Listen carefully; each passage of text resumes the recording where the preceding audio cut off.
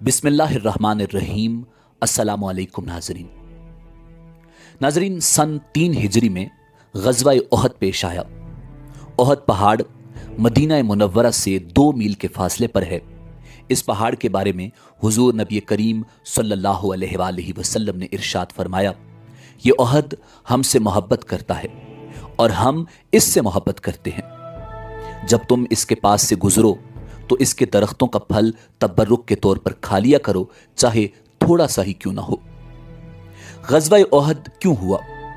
इसका जवाब यह है कि ग़ज़वा बदर में काफिरों को बदतरीन शिकस्त हुई थी।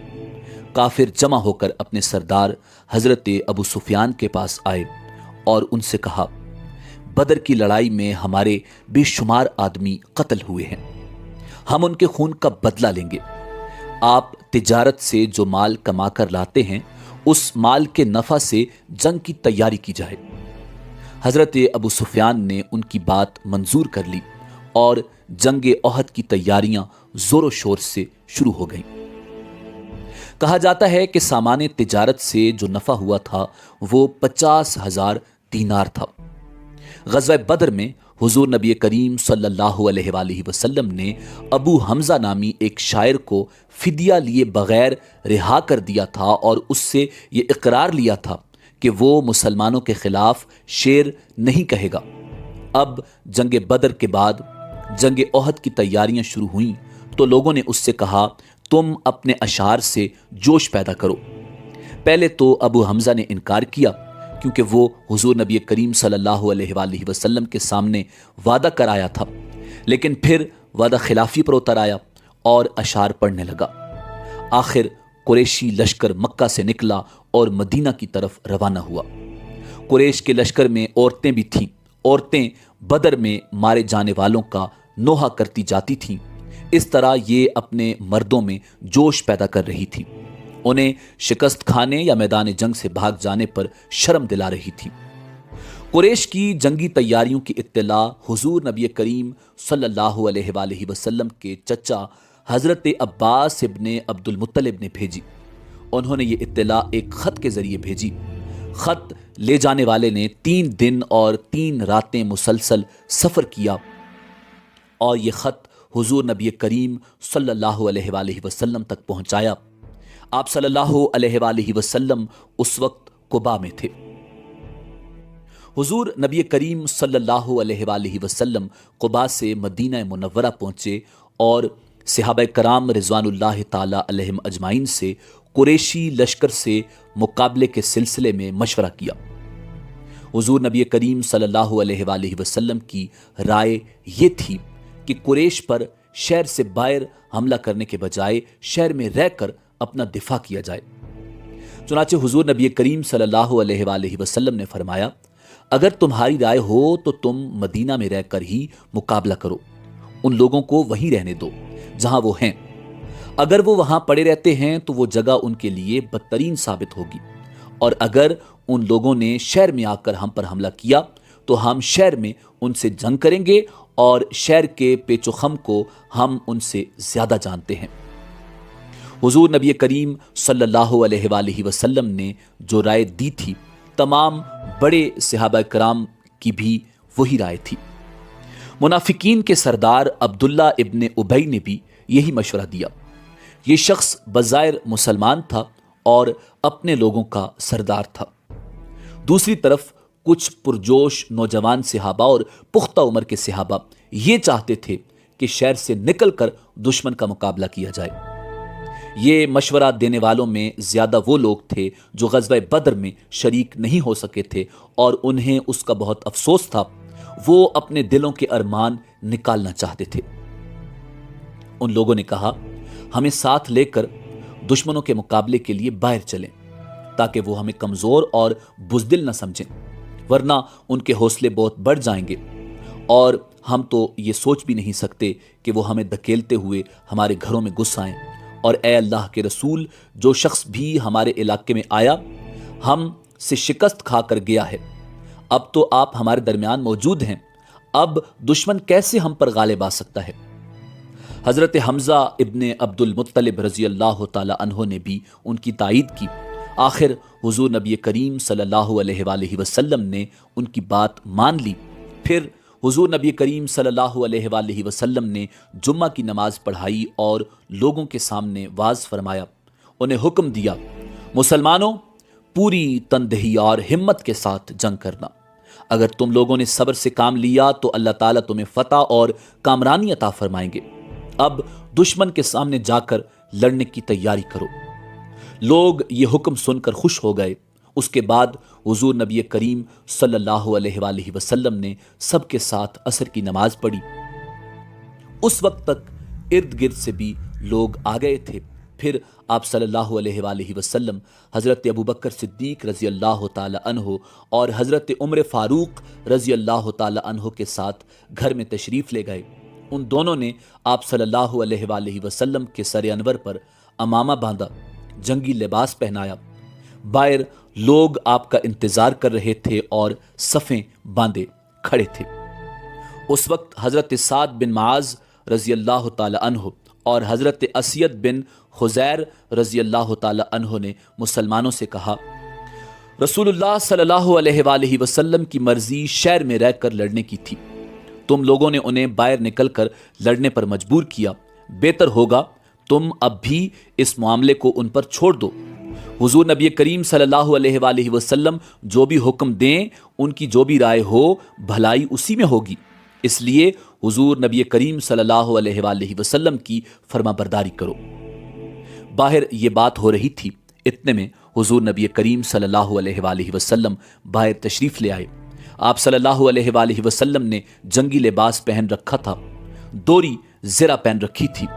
ان زروں کا نام ذات الفضول اور فضہ تھا۔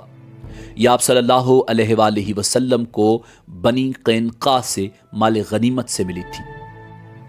ان میں سے ذات الفضول وہ زرہ ہے کہ حضور نبی کریم صلی اللہ علیہ وآلہ وسلم کا وصال ہوا تو یہ ایک یہودی کے پاس رہن رکھی ہوئی تھی۔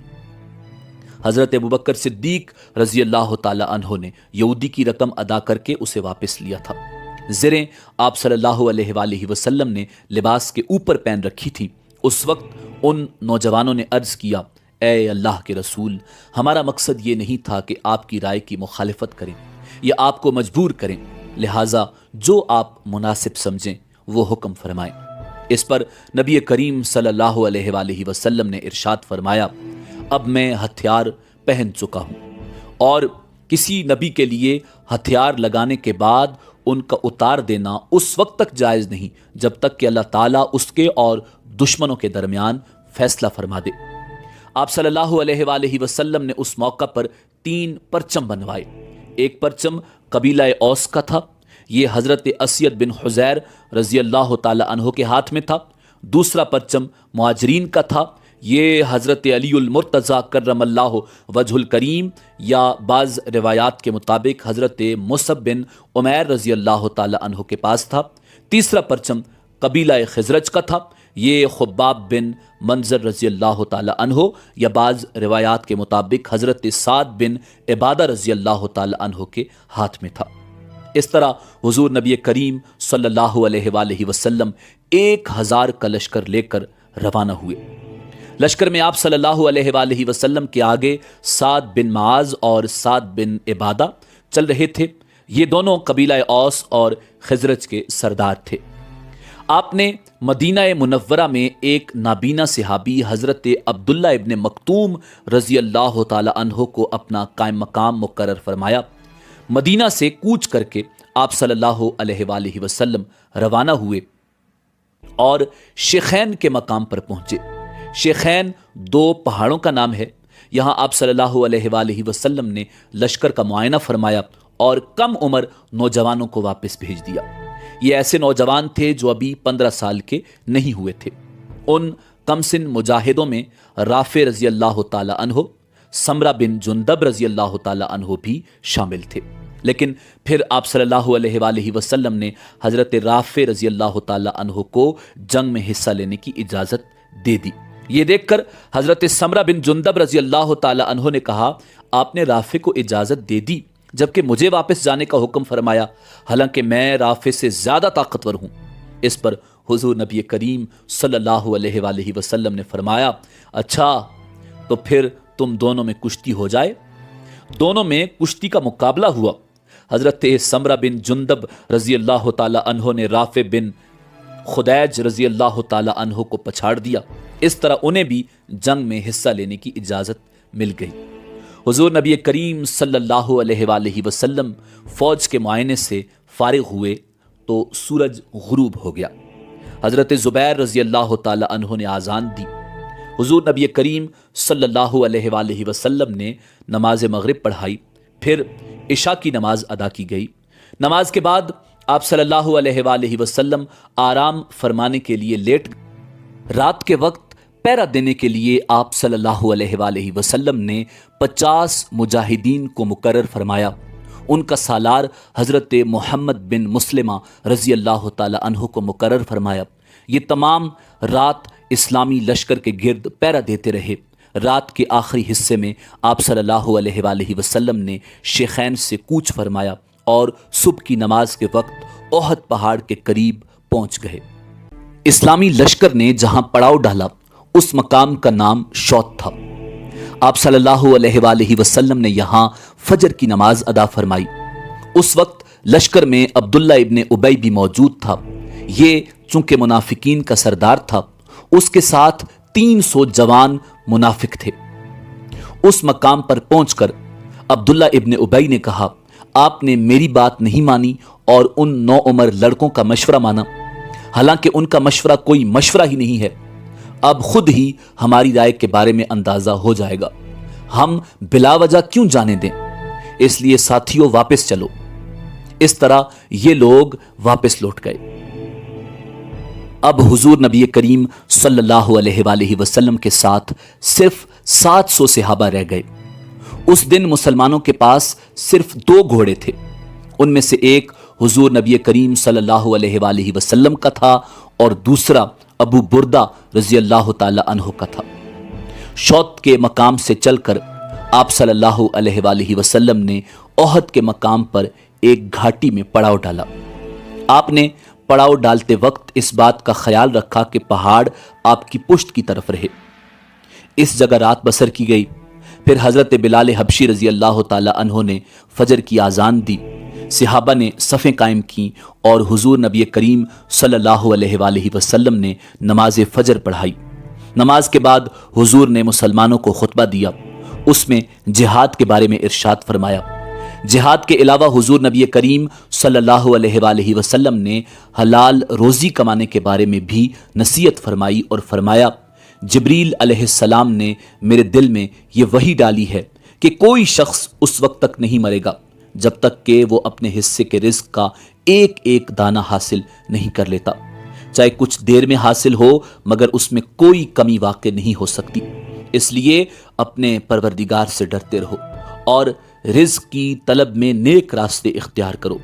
ऐसा हरगिज़ नहीं होना चाहिए कि रिज़्क में देर लगने की वजह से तुम अल्लाह की नाफरमानी हासिल करने लगो। आपने ये भी इरशाद फरमाया, एक मोमिन दूसरे मोमिन से ऐसा ही रिश्ता है जैसे सर और बदन का रिश्ता होता है। अगर सर में तकलीफ हो तो सारा बदन दर्द से कांप उठता है। उसके बाद दोनों लश्कर आमने सामने खड़े हुए। मुशरिकीन के लश्कर के दाएं बाएं हज़रत खालिद इब्ने वलीद और अकरमा थे। ये दोनों हजरात उस वक्त तक मुसलमान नहीं हुए थे। हुजूर नबी करीम सल्लल्लाहु अलैहि वसल्लम ने हज़रत ज़ुबैर इब्ने अवाम रज़ी अल्लाह ताला अन्हु को एक दस्ता देकर फरमाया, तुम खालिद बिन वलीद के मुकाबले पर रहना और उस वक्त तक हरकत न करना जब तक कि मैं इजाज़त न दूं। फिर आप सल्लल्लाहु अलैहि वसल्लम ने 50 तीरंदाजों के एक दस्ते पर हज़रत अब्दुल्ला इब्ने जुबैर रज़ी अल्लाह ताला अन्हु को अमीर मुकर्रर फरमाया और उन्हें उस दर्रे पर मुतय्यन फरमाया जो मुसलमानों की पुश्त पर था। उस दर्रे पर 50 तीरंदाज मुकर्रर करने की वजह यह थी कि पुश्त की तरफ से दुश्मन हमला न कर सके। हुजूर नबी करीम सल्लल्लाहु अलैहि वसल्लम ने उन 50 तीरंदाजों से फरमाया, तुम मुशरिकीन के घुड़सवार दस्तों को तीरंदाजी करके हमसे दूर रखना, कहीं ऐसा ना हो कि वो पुश्त की तरफ से आकर हमला कर दें। ہمیں چاہے فتح حاصل ہو یا شکست، تم اپنی جگہ سے نہ ہلنا۔ اس کے بعد حضور نبی کریم صلی اللہ علیہ وآلہ وسلم نے ایک تلوار نکالی اور فرمایا، کون مجھ سے یہ تلوار لے کر اس کا حق ادا کر سکتا ہے؟ کئی صحابہ کرام رضوان اللہ تعالی علیہم اجمعین اٹھ کر آپ کی طرف لپکے، لیکن آپ نے وہ تلوار انہیں نہیں دی۔ ان حضرات میں حضرت علی کرم اللہ وجہ الکریم بھی موجود تھے۔ آپ نے ان صحابہ سے فرمایا، بیٹھ جاؤ۔ حضرت زبیر ابن عوام نے بھی وہ تلوار لینے کی 3 بار کوشش کی، مگر ہر بار آپ نے انکار کیا۔ آخر صحابہ کے مجمع میں حضرت ابو دجانہ رضی اللہ تعالی عنہ اٹھے اور عرض کیا، میں اس تلوار کا حق ادا کروں گا۔ آپ نے وہ تلوار انہیں عطا فرما دی۔ ابو دجانہ رضی اللہ تعالی عنہ بے حد بہادر تھے، جنگ کے دوران غرور کے انداز میں اکڑ کر چلا کرتے تھے۔ جب آپ نے انہیں دونوں لشکروں کے درمیان اکڑ کر چلتے دیکھا تو فرمائی، چال ایسی ہے جس سے اللہ تعالیٰ نفرت فرماتا ہے، سوائے اس قسم کے موقعوں کے، یعنی دشمنوں کا سامنا کرتے وقت یہ چال جائز ہے تاکہ یہ ظاہر ہو کہ ایسا شخص دشمن سے ذرا بھی خوف زدہ نہیں ہے اور نہ اسے دشمن کے جنگی ساز و سامان کی پرواہ ہے۔ پھر دونوں لشکر ایک دوسرے کے بالکل نزدیک آ گئے۔ اس وقت مشرکین کے لشکر سے ایک اونٹ سوار آگے نکلا اور مبازرت طلب کی، یعنی مقابلے کے لیے للکارا۔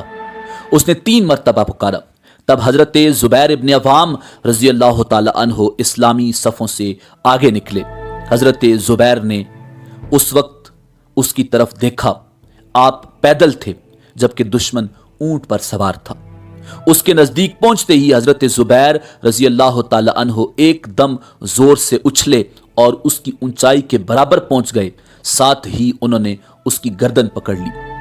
دونوں میں اونٹ پر ہی زور آزمائی ہونے لگی۔ ان کی زور آزمائی دیکھ کر حضور نے ارشاد فرمایا، ان میں سے جو پہلے نیچے گرے گا وہی مارا جائے گا۔ اچانک وہ مشرک نیچے گرا۔ حضرت زبیر اس پر گرے، گرتے ہی انہوں نے فوراً اس پر تلوار کا وار کیا اور وہ جہنم رسید ہو گیا۔ حضور نبی کریم صلی اللہ علیہ وآلہ وسلم نے حضرت زبیر کی تعریف ان الفاظ میں بیان فرمائی، ہر نبی کا ایک حواری یعنی ساتھی ہوتا ہے اور میرا حواری زبیر ہے۔ پھر ارشاد فرمایا، اگر اس مشرک کے مقابلے کے لیے زبیر نہ نکلتے تو میں خود نکلتا۔ اس کے بعد مشرکین کی صفوں میں سے ایک اور شخص نکلا، اس کا نام طلحہ بن ابو طلحہ تھا۔ یہ قبیلہ عبد الدار سے تھا۔ اس کے ہاتھ میں پرچم تھا۔ اب اس نے مبازرت طلب کی۔ اس نے بھی کئی بار مسلمانوں کو للکارا۔ تب شیر خدا علی المرتضی کرم اللہ وجہ الکریم مسلمانوں کی صفوں میں سے باہر آئے اور اس کے سامنے پہنچ گئے۔ اب دونوں میں مقابلہ شروع ہوا۔ دونوں نے ایک دوسرے پر تلوار کے وار کیے، مگر شیر خدا حضرت علی المرتضی کرم اللہ وجہ الکریم کا ایک وار اس کی ٹانگ پر لگا، ٹانگ کٹ گئی، وہ بری طرح گرا اور اس کے کپڑے الٹ گئے۔ اس طرح وہ برہنہ ہو گیا۔ وہ پکار اٹھا، میرے بھائی، میں خدا کا واسطہ دے کر تم سے رحم کی بھیک مانگتا ہوں۔ حضرت علی کرم اللہ وجہ الکریم طلحہ بن ابو طلحہ کو چھوڑ کر لوٹ آئے۔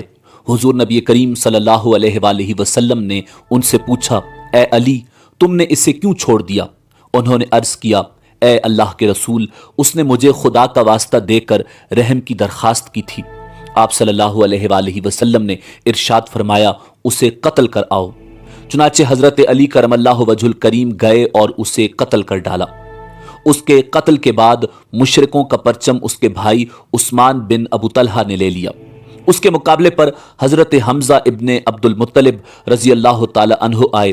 انہوں نے اس کے نزدیک پہنچتے ہی تلوار کا وار کیا۔ اس وار سے اس کا کندھا کٹ گیا، وہ گر پڑا اور دوسرے وار سے انہوں نے اس کا خاتمہ کر دیا۔ اب طلحہ کا بیٹا مصافے آگے بڑھا۔ حضرت عاصم بن ثابت بن ابو الافلح رضی اللہ تعالی عنہ نے اس پر تیر چلایا، وہ بھی ہلاک ہو گیا۔ اس کے بعد اس کا بھائی حارث میدان میں نکلا۔ حضرت عاصم رضی اللہ تعالی عنہ نے اسے بھی تاک کر تیر مارا، وہ بھی مارا گیا۔ ان دونوں کی ماں بھی لشکر میں موجود تھی، اس کا نام سلافہ تھا۔ اس کے دونوں بیٹوں نے ماں کی گود میں دم توڑا۔ مرنے سے پہلے سلافہ نے پوچھا، بیٹے تمہیں کس نے زخمی کیا ہے؟ ایک بیٹے نے جواب دیا، میں نے اس کی آواز سنی ہے، تیر چلانے سے پہلے اس نے کہا تھا، لے اس کو سنبھال، میں ابو الافلح کا بیٹا ہوں۔ اس جملے سے سلافہ جان گئی کہ وہ تیر انداز حضرت عاصم بن ثابت رضی اللہ تعالی عنہ ہیں۔ چنانچہ اس نے قسم کھائی، اگر عاصم کا سر میرے ہاتھ لگا تو میں اس کی کھوپڑی میں شراب پیوں گی۔ ساتھ ہی اس نے اعلان کیا کہ جو شخص بھی عاصم بن ثابت کا سر کاٹ کر لائے گا میں اسے 100 اونٹ انعام میں دوں گی۔ حضرت عاصم رضی اللہ تعالی عنہ اس جنگ میں شہید نہیں ہوئے، یہ واقعہ رجی میں شہید ہوئے۔ ان دونوں کے قتل کے بعد ان کے بھائی کلاب بن طلحہ نے پرچم اٹھا لیا، اسے حضرت زبیر رضی اللہ تعالی عنہ نے قتل کر دیا۔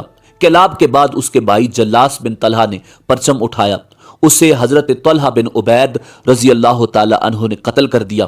اس طرح یہ چاروں اپنے باپ کی طرح وہیں قتل ہو گئے۔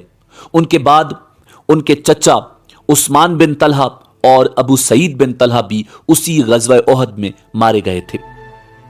اس کے بعد قریشی پرچم ارطاط بن شرجیل نے اٹھایا، اس کے مقابلے میں شیر خدا علی المرتضی علیہ السلام آئے، وہ ان کے ہاتھوں مارا گیا۔ اس کے بعد شریح بن قارز نے پرچم اٹھایا، وہ بھی مارا گیا۔ روایت میں یہ نہیں آیا کہ یہ کس کے ہاتھوں مارا گیا۔ اس کے بعد پرچم ابو زید بن عمر نے اٹھایا، اسے قزمان رضی اللہ تعالی عنہ نے قتل کیا۔ اس کے بعد ان لوگوں کے غلام ثواب نے پرچم اٹھایا، یہ ایک حبشی تھا، اس نے لڑنا شروع کیا یہاں تک کہ اس کا ایک ہاتھ کٹ گیا، یہ جلدی سے بیٹھ گیا، پرچم کو اپنی گردن اور سینے کے سہارے اٹھائے رہا یہاں تک کہ وہ حضرت سعد بن ابی وقاص رضی اللہ تعالی عنہ کے ہاتھوں قتل ہوا۔ اب عام جنگ شروع ہو گئی، دونوں لشکر ایک دوسرے پر پوری طاقت سے حملہ آور ہوئے۔ اس جنگ کے شروع ہی میں مشرکوں کے گھڑ سوار دستے نے 3 مرتبہ اسلامی لشکر پر حملہ کیا، مگر حضور نبی کریم صلی اللہ علیہ وآلہ وسلم نے پہاڑی کے اوپر تیر اندازوں کا جو دستہ مقرر فرمایا تھا وہ ہر مرتبہ تیروں کی باڑ مار کر اس دستے کو پیچھے ہٹنے پر مجبور کر دیتا تھا۔ مشرکین تینوں مرتبہ بدحواسی کے عالم میں پیچھے ہٹنے پر مجبور ہوئے۔ اس کے بعد مسلمانوں نے مشرکوں پر بھرپور حملہ کیا۔ یہ حملہ اس قدر شدید تھا کہ مشرکوں کی طاقت کو زبردست نقصان پہنچا۔ اس وقت لڑائی پورے زوروں پر تھی۔ مشرکوں کی عورتوں میں ہندہ بھی تھی، یہ ابو سفیان کی بیوی تھی، اس وقت تک یہ اسلام نہیں لائی تھی اور مسلمانوں کی سخت ترین دشمن اور بہت تند مزاج تھی۔ اس نے اپنے ہاتھوں میں دف لیا اور اس کے ساتھ دوسری عورتوں نے بھی دف لیا، انہوں نے دف بجانا شروع کر دیا اور گیت گانے لگیں۔ یہ قدم انہوں نے اپنے مردوں کو جوش دلانے کے لیے اٹھایا تھا۔ ادھر حضور نبی کریم صلی اللہ علیہ وآلہ وسلم نے حضرت ابو دجانہ رضی اللہ تعالی عنہ کو جو تلوار عطا فرمائی تھی انہوں نے اس کا حق ادا کر دیا۔ حضرت زبیر فرماتے ہیں کہ جب آپ نے اعلان فرمایا تھا کہ اس تلوار کا حق کون ادا کرے گا تو میں نے 3 مرتبہ آپ سے تلوار مانگی، مگر آپ نے مجھے تلوار نہیں دی، حالانکہ میں آپ کا پھپھی زاد بھائی تھا۔ پھر آپ نے تلوار ابو دجانہ کو دے دی تو میں نے دل میں کہا دیکھتا ہوں کہ یہ اس تلوار کا حق کس طرح ادا کرتا ہے۔ اس کے بعد میں اس کا پیچھا کرتا رہا اور سائے کی طرح اس کے ساتھ لگا رہا۔ میں نے دیکھا کہ انہوں نے اپنے موزے میں سے ایک سرخ رنگ کی پٹی نکالی، اس پٹی پر ایک طرف لکھا تھا نصر من اللہ و فتح قریب، دوسری طرف لکھا تھا جنگ میں بزدلی شرم کی بات ہے، جو میدان سے بھاگا وہ جہنم کی آگ سے نہیں بچ سکتا۔ یہ پٹی نکال کر انہوں نے اپنے سر پر باندھ لی۔ انصاری مسلمانوں نے جب یہ دیکھا تو وہ بول اٹھے، لوگو ابو دجانہ نے موت کی پٹی باندھ لی ہے۔ انصاریوں میں یہ بات مشہور تھی کہ ابو دجانہ جب یہ پٹی سر پر باندھ لیتے تو پھر دشمنوں پر اس طرح ٹوٹتے کہ کوئی ان کے مقابلے پر ٹک نہیں سکتا۔ چنانچہ اس پٹی کے باندھنے کے بعد انہوں نے انتہائی خوفناک انداز میں جنگ شروع کر دی۔ وہ دشمن پر موت بن کر ٹوٹ پڑے، دشمنوں کو اس حد تک قتل کیا کہ آخر یہ تلوار مڑ گئی اور مڑ کر درانتی جیسی ہو گئی۔ اس وقت مسلمان پکار اٹھے، لوگو ابو دجانہ نے واقعی حضور کی تلوار کا حق ادا کر دیا۔ حضرت زبیر کہتے ہیں کہ مشرکین میں ایک شخص میدان جنگ میں زخمی مسلمانوں کو تلاش کر کے شہید کر رہا تھا۔ میری نظر اس پر پڑی تو میں نے دعا مانگی، یا اللہ اس کا سامنا ابو دجانہ سے ہو جائے۔ اللہ نے میری دعا قبول فرمائی اور اس کا آمنا سامنا ابو دجانہ رضی اللہ تعالی عنہ سے ہو گیا۔ اب دونوں میں تلوار کے وار ہونے لگے۔ اچانک اس مشرک نے حضرت ابو دجانہ رضی اللہ تعالی عنہ پر تلوار بلند کی۔ مشرک کے اس وار کو حضرت ابو دجانہ رضی اللہ تعالی عنہ نے اپنی چمڑے کی ڈھال سے روکا۔ مشرک کی تلوار ان کی ڈھال میں پھنس گئی۔ بس اس موقع سے فائدہ اٹھاتے ہوئے ابو دجانہ نے فوراً اپنی تلوار سے اس کا کام تمام کر دیا۔ حضرت سعد بن ابی وقاص رضی اللہ تعالی عنہ فرماتے ہیں کہ جب میں نے ابو دجانہ کو دیکھا تو وہ ہند بنت عتبہ کو قتل کرنے کے لیے تلوار بلند کر رہے تھے، لیکن پھر انہوں نے اس عورت کو قتل نہ کیا۔ اس بارے میں جب ان سے پوچھا گیا تو انہوں نے جواب دیا، میں نے مناسب نہ سمجھا کہ رسول اللہ صلی اللہ علیہ وآلہ وسلم کی تلوار سے ایک عورت کا قتل کروں، اس لیے میں نے اسے چھوڑ دیا۔ حضرت حمزہ بن عبد المطلب رضی اللہ تعالی عنہ بھی ان کی طرح انتہائی سرفروشی سے جنگ کر رہے تھے۔ حضرت حمزہ رضی اللہ تعالی عنہ بیک وقت دو تلواروں سے لڑ رہے تھے، یعنی ان کے دونوں ہاتھوں میں تلواریں تھیں اور لڑتے ہوئے وہ کہتے جا رہے تھے، میں اللہ کا شیر ہوں۔ ایسے میں سبا بن عبد العزا ان کے سامنے آ گیا۔ انہوں نے اسے للکارا، پھر تیزی سے اس کی طرف بڑھے اور اس کے سر پر پہنچ کر تلوار کا وار کیا۔ سبا فوراً ہی ڈھیر ہو گیا۔ حضرت حمزہ رضی اللہ تعالی عنہ اس روز اس قدر دلیری سے لڑے کہ ان کے ہاتھ سے 31 مشرک مارے گئے۔ سبا کو قتل کرنے کے بعد وہ اس کی زرہ اتارنے کے لیے جھکے۔ اس وقت حضرت ویشی جو تب تک مسلمان نہیں ہوئے تھے، اس کی نظر حضرت حمزہ رضی اللہ تعالی عنہ پر پڑی۔ جھکنے کی وجہ سے حضرت حمزہ رضی اللہ تعالی عنہ کی زرہ پیٹ پر سے سرک گئی تھی۔ ویشی یہ واقعہ سناتے ہوئے فرماتے ہیں، میں نے فوراً نیزہ تاک کر مارا، وہ ان کے پیٹ میں لگا۔ میں ان کی طرف بڑھا، انہوں نے مجھے دیکھا اور شدید زخمی حالت کے باوجود انہوں نے اٹھ کر مجھ پر حملہ کرنے کی کوشش کی، لیکن پھر کمزوری کی وجہ سے گر گئے۔ کچھ دیر تک میں ایک طرف دھبکا رہا۔ جب مجھے اطمینان ہو گیا کہ ان کی روح نکل چکی ہے تب ان کے قریب آیا۔ وہ واقعی شہید ہو چکے تھے۔ میں وہاں سے ہٹ آیا اور اپنی جگہ پر جا کر بیٹھ گیا، کیونکہ مجھے صرف ان کے قتل سے دلچسپی تھی اور اس جنگ میں کسی کو قتل کرنے کی خواہش نہیں تھی، اور اس کی وجہ یہ تھی کہ مجھ سے وعدہ کیا گیا تھا کہ اگر میں نے حضرت حمزہ کو قتل کر دیا تو مجھے آزاد کر دیا جائے گا۔ ویشی حضرت جبیر بن مطعم رضی اللہ تعالی عنہ کے غلام تھے اور وہ اس وقت تک مسلمان نہیں ہوئے تھے۔ ادھر مشرکین کے پرچم بردار جب ایک ایک کر کے ختم ہو گئے اور کوئی پرچم اٹھانے والا نہ رہا تو ان میں بد دلی پھیل گئی۔ وہ پسپا ہونے لگے، پیٹ پھیر کر بھاگنے لگے۔ ایسے میں وہ چیخ اور چلا رہے تھے۔ ان کی عورتیں جو کچھ دیر پہلے جوش دلانے کے لیے اشعار پڑھ رہی تھیں، اپنے دف پھینک کر پہاڑ کی طرف بھاگیں۔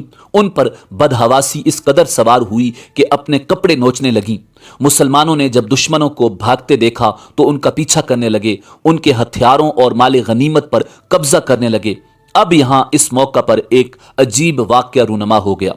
حضور نبی کریم صلی اللہ علیہ وآلہ وسلم نے پہاڑی کے درے پر 50 تیر انداز مقرر فرمائے تھے اور انہیں واضح طور پر ہدایت فرمائی تھی کہ وہ اپنی جگہ نہ چھوڑیں۔ ان کے امیر حضرت عبداللہ بن جبیر رضی اللہ تعالی عنہ تھے۔ اس دستے نے جب کافروں کو بھاگتے دیکھا اور مسلمانوں کو مال غنیمت جمع کرتے دیکھا تو یہ بھی اپنی جگہ چھوڑنے لگے۔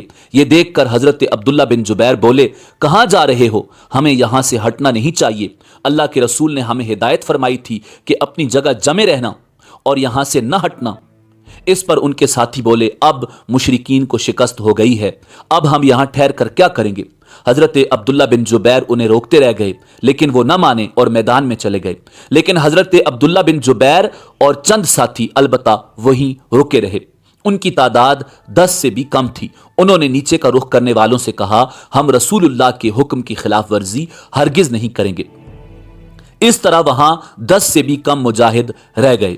اس وقت حضرت خالد بن ولید کی نظر درے پر پڑی۔ یہ کافروں کے ایک دستے کے سالار تھے اور لشکر کے دائیں بازو پر مقرر تھے۔ शिकस्त के बाद ये उस तरफ से पसपा हो रहे थे कि दर्रे पर नजर पड़ी। जंग के दौरान भी ये उस तरफ से बार बार हमला करने की कोशिश करते रहे थे, लेकिन 50 तीरंदाजों के तीरों की बौछार ने उनकी पेशकदमी को रोक दिया था। अब उन्होंने देखा कि वहां 50 के बजाय चंद मुसलमान रह गए हैं, तो अपने दस्ते के साथ उन पर हमलावर हो गए। उनके दस्ते के साथ ही अकरमा बिन अबू जैल भी अपने दस्ते के साथ इस तरफ पलट पड़े। इस तरह पूरे दो दस्तों ने उन चंद मुसलमानों पर हमला कर दिया। उनका यह हमला इस कदर जबरदस्त था कि पहले ही हमले में हजरत अब्दुल्ला इब्न जुबैर रजी अल्लाह ताला अन्हो और उनके साथी शहीद हो गए। मुशरिकों ने हजरत अब्दुल्ला इब्न जुबैर रजी अल्लाह ताला अन्हो की लाश का मुसला किया, यानी उनके नाक, कान, हाथ और पैर काट डाले। उनके जिस्म पर इतने नेज़े लगे थे कि पूरा जिस्म छलनी होकर रह गया था। लेकिन आफरीन है उस मर्द मुजाहिद पर कि वो हुजूर नबी अकरम सल्लल्लाहु अलैहि वसल्लम के हुक्म पर वहां से ना हटे। अब उन दोनों दस्तों ने उस दर्रे की तरफ से मुसलमानों की पुश्त पर अचानक बहुत जोरदार हमला कर दिया। मुसलमान उस वक्त माले गनीमत हासिल कर रहे थे। उनमें से अक्सर ने अपनी तलवारें नियाम में डाल ली थीं। उस ताबड़तोड़ हमले ने उन्हें बदहवास कर दिया। काफिर उस वक्त पूरे जोश की हालत में या हबल या उज़ा के नारे लगा रहे थे, यानी अपने बुतों के नाम पुकार रहे थे। मुसलमान उस हमले से इस कदर बदहवास हुए कि इधर उधर भागने लगे। उस वक्त तक उन्होंने जितने काफिरों को कैदी बना लिया था या जितना माले गनीमत हासिल कर लिया था, वो सब छोड़कर भाग खड़े हुए। मुशरिकीन का परचम उस वक्त जमीन पर पड़ा था। एक मुशरिक औरत बिनते अलकमा की नजर उस पर पड़ी। उसने लपक कर उसको उठा लिया और बुलंद कर दिया। अब तक जो मुशरिक भाग रहे थे वो भी अपने परचम को बुलंद होते देखकर पलट आए। वो जान गए कि जंग का पासा पलट चुका है। अब सब दौड़ दौड़ कर अपने परचम के गिर्द जमा होने लगे और बदहवास मुसलमानों पर हमलावर होने लगे। ऐसे में एक मुशरिक इब्ने कैमिया ने पुकार कर कहा, मोहम्मद कत्ल कर दिए गए, माअज़ल्लाह। इस खबर ने मुसलमानों को और ज्यादा बदहवास कर दिया। ऐसे में किसी सहाबी ने कहा, अब जबकि हुजूर नबी करीम सल्लल्लाहु अलैहि वसल्लम शहीद हो गए हैं तो हम लड़कर क्या करेंगे। इस पर कुछ सहाबा कराम रिज़वानुल्लाहि ताला अलैहिम अजमाइन ने कहा, अगर अल्लाह के रसूल सल्लल्लाहु अलैहि वसल्लम शहीद हो गए हैं तो क्या तुम अपने नबी के दीन के लिए नहीं लड़ोगे ताकि तुम शहीद की हैसियत से अपने खुदा के सामने हाजिर हो। हजरत साबित रजी अल्लाह ताला अन्हु ने पुकार कर कहा, ए गिरोह अंसार, अगर मोहम्मद शहीद हो गए हैं तो अल्लाह ताला तो जिंदा है, उसे तो मौत नहीं आ सकती। अपने दीन के लिए लड़ो, अल्लाह ताला फतह और कामरानी अता फरमाएंगे। ये सुनते ही अंसार के एक गिरोह ने मुशरिकीन के उस दस्ते पर हमला कर दिया जिसमें खालिद बिन वलीद, अकरमा बिन अबू जैल, अमर बिन आस और ज़रार बिन खत्ताब मौजूद थे। ये चारों जबरदस्त जंगजू थे। अंसार के हमले के जवाब में खालिद बिन वलीद ने उन पर जवाबी हमला किया। उस जवाबी हमले में हजरत साबित रजी अल्लाह ताला अन्हो और उनके साथी शहीद हो गए। बदहवासी के आलम में कुछ लोग मदीना की तरफ भाग रहे थे। उनके रास्ते में हजरत उम्मे ऐमन रजी अल्लाह ताला अन्हा आ गईं। वो बोली, मुसलमानों, ये क्या तुम पीठ फेर कर भाग रहे हो। इस पर वो पलट पड़े और मुशरिकीन पर हमलावर हुए।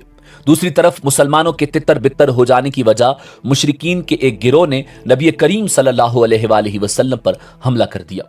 आप सल्लल्लाहु अलैहि वसल्लम उस सख्त वक्त में भी साबित कदम रहे और अपनी जगह पर जमे रहे।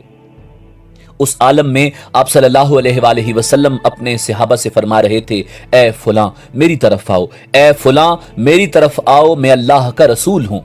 हर तरफ से आप सल्लल्लाहु अलैहि वसल्लम पर तीरों की बौछार हो रही थी।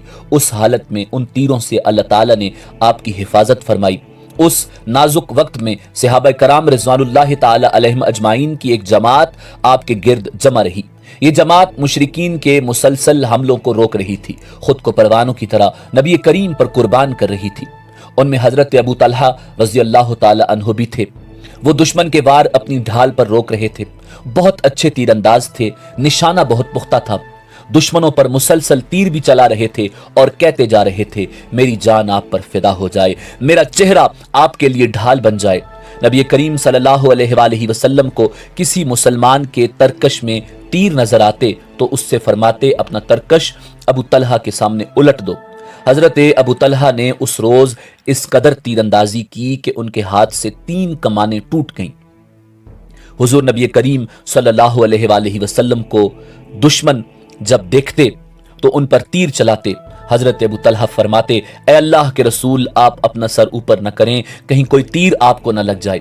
پھر خود پنجوں کے بل حضور نبی کریم صلی اللہ علیہ وآلہ وسلم کے بالکل سامنے آ جاتے تاکہ آپ محفوظ رہیں، کوئی تیر نہ لگے، اگر لگے تو مجھ کو لگے۔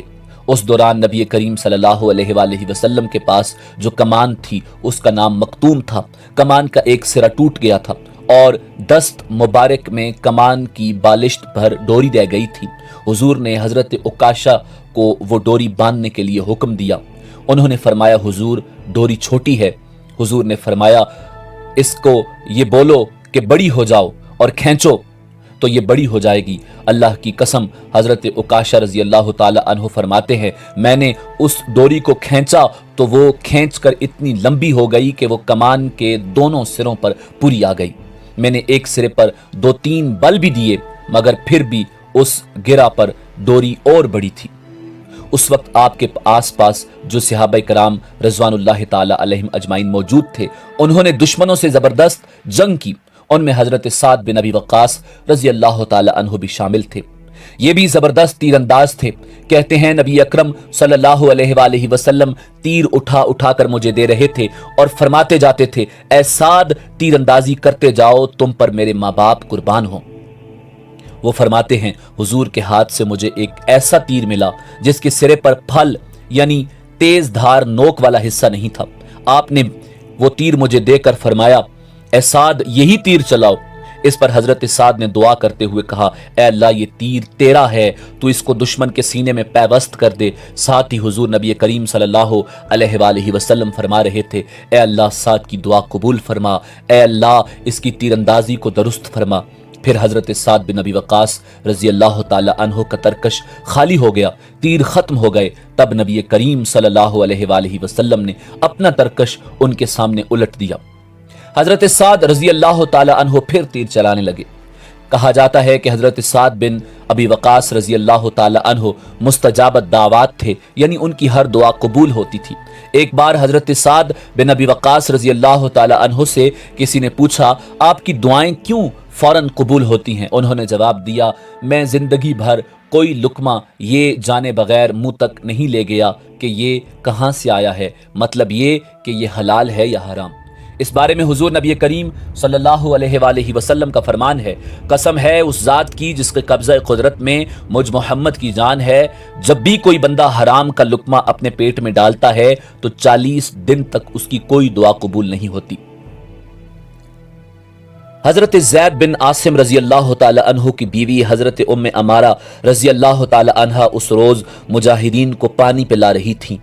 جب جنگ کا پانسا پلٹا، مسلمانوں کی فتح شکست میں بدلی، تو یہ اس وقت بھی زخمیوں کو پانی پلا رہی تھی۔ حضرت ام عمارہ رضی اللہ تعالی عنہ پانی پلاتے ہوئے مسلمانوں کو بھاگتے ہوئے دیکھ رہی تھیں اور مشرکوں کو نبی کریم صلی اللہ علیہ وآلہ وسلم کے گرد جمع ہوتے جب دیکھا تو بے چین ہو گئیں، جلدی سے آپ کے قریب پہنچیں اور تلوار کے ذریعے دشمنوں سے لڑنے لگیں۔ تلوار چلاتے چلاتے جب زخمی ہو گئیں تو تیر کمان سنبھال لیا اور مشرکوں پر تیر چلانے لگیں۔ ایسے میں انہوں نے ابن قیمیہ مشرک کو آتے دیکھا۔ وہ یہ کہتا ہوا چلا آ رہا تھا، مجھے بتاؤ محمد کہاں ہیں؟ آج اگر وہ بچ گئے تو سمجھو میں نہیں بچا۔ یہ کہنے سے اس کا مقصد یہ تھا کہ آج یا وہ رہیں گے یا میں رہوں گا۔ جب وہ قریب آیا تو حضرت ام عمارہ رضی اللہ تعالی عنہ اور مصعب بن عمیر رضی اللہ تعالی عنہ نے اس کا راستہ روکا۔ اسی وقت اس نے حضرت ام عمارہ رضی اللہ تعالی عنہ پر حملہ کیا، ان کے کندھے پر زخم آیا۔ حضرت ام عمارہ رضی اللہ تعالی عنہ نے بھی اس پر تلوار کے کئی وار کیے مگر وہ زریں پہنے ہوئے تھا، ان کے وار سے محفوظ رہا۔ ان کی کوششوں کو دیکھ کر حضور نبی کریم صلی اللہ علیہ وآلہ وسلم نے ارشاد فرمایا، اللہ تمہارے گھرانے میں برکت عطا فرمائے۔ اس پر حضرت ام عمارہ رضی اللہ تعالی عنہ نے عرض کیا، اے اللہ کے رسول، ہمارے لیے دعا فرمائیے کہ ہم جنت میں آپ کے ساتھ ہوں۔ آپ نے فرمایا، اے اللہ، انہیں جنت میں میرا رفیق اور ساتھی بنا۔ इसी तरह हजरत मुसअब बिन उमैर रजी अल्लाह ताला अन्हु हुजूर सल्लल्लाहु अलैहि वसल्लम को बचाते हुए इब्न क़ैमिया के हाथों शहीद हुए। उसी दौरान उबई बिन खल्फ हुजूर सल्लल्लाहु अलैहि वसल्लम की तरफ बढ़ा। कई सहाबा उस पर टूट पड़े, लेकिन हुजूर ने फरमाया इसे मेरी तरफ आने दो। फिर आप ये कहते हुए उसकी तरफ बढ़े, ए झूठे कहां भागता है। फिर हुजूर ने अपने एक सहाबी के हाथ से एक नेजा लिया और नेजे की नोक उबई बिन खल्फ की गर्दन में बहुत आहिस्ता से चबो दी। मतलब ये कि नेजा इस कदर आहिस्ता चबोया कि उससे खून भी नहीं निकला, मगर उस हल्की सी खराश ही से वो बुरी तरह चीखता हुआ वहां से भागा। वो कह रहा था, खुदा की कसम मोहम्मद मुझे मार डालेगा। नाजरीन, ग़ज़वा उहद में बदले की आग को ठंडा करने के लिए हिंद बिन्त उतबा जो अबू सुफियान की बीवी थी, उसने रसूलुल्लाह सल्लल्लाहु अलैहि वसल्लम के चचा हज़रत हमज़ा इब्ने अब्दुल मुत्तलिब की लाश का मुसला किया और आपका कलेजा निकाल कर चबाया, जिससे रसूलुल्लाह सल्लल्लाहु अलैहि वसल्लम को बहुत दुख और रंज पहुंचा। हुजूर नबी करीम सल्लल्लाहु अलैहि वसल्लम लड़ते हुए एक गड्ढे में गिरे तो इब्न क़ैमिया ने आप सल्लल्लाहु अलैहि वसल्लम पर पत्थर बरसाए। उनमें से एक पत्थर आपके पहलू में लगा। उतबा बिन अबी वक्कास ने भी आपको पत्थर मारा। उसका फेंका हुआ पत्थर आपके चेहरा अनवर पर लगा। जब हुजूर नबी करीम सल्लल्लाहु अलैहि वसल्लम का चेहरा अनवर लहू लुहान हो गया और निचला होंठ फट गया, आपके दंदान मुबारक शहीद हो गए।